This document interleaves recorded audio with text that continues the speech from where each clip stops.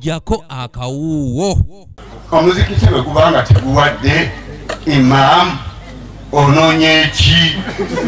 Abasiraamu twaliye Kangulumira Nazigo mu district ye Kabuyunga bagabanya ensimbi esoba mu bukadde 2 ze bakunganya mu zakati omwaka oguwedde.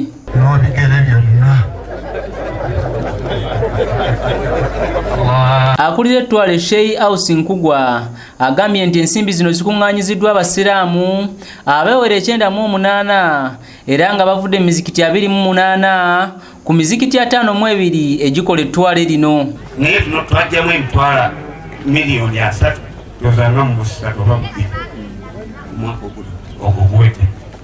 Naye emizikiti 4 miliyoni 2 muze era Mukama Katonda abongere n'abawadde bazirya bategeere nti tuzigabye wano nga balaba kati tuzirirawa. Sheikh Nkugwa agambye nti newankubadde abantu bakoseddwa ekirwadde ki COVID-19 abamu ku basiraamu bajjumbidde okuwaayo zakat. Abange tufuna okusoomozebwa kw'abantu obutawa zaka mu budde bwayo kubanga kyandibadde kirungi omwaka gubeera okugenda okuwunzika nga naye nga banyemaze okuwunzikibwa naye tuwalizibwa okuyingira mwaka omulala naye nga bannaffe bakyali.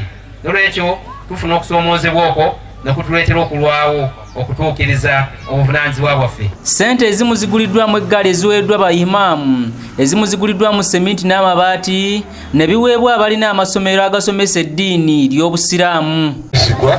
Kibiina kiri kiku saasira abasiraamu abeekudde esente zaabwe. Sente endala ziteereddwa mu bbaasa ne zigabanyizibwa abalina obwetaavu, abaavu ko n'abakadde. Obusiraamu awamu n'okubeera nti oluusi ndowooza byoyagala naye ne bitatabula ate kitundu.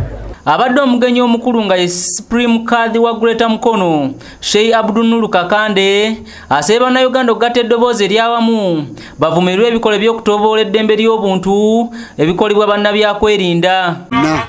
Tuli mu biseera bizibu nti abali mu kibiina ekiri mu gavumenti n'abali mbweruwa ffenna tubeere wamu mu kwennyamira bwe tuba tulabye ekinakuwaza. Tuyinza okuleeta empalana nga tulina abasanyuka ng'ate tusanyukira mu bantu abanyigirizibwa. N'olwekyo ekyetaagisa okukaaba tukaabire wamu.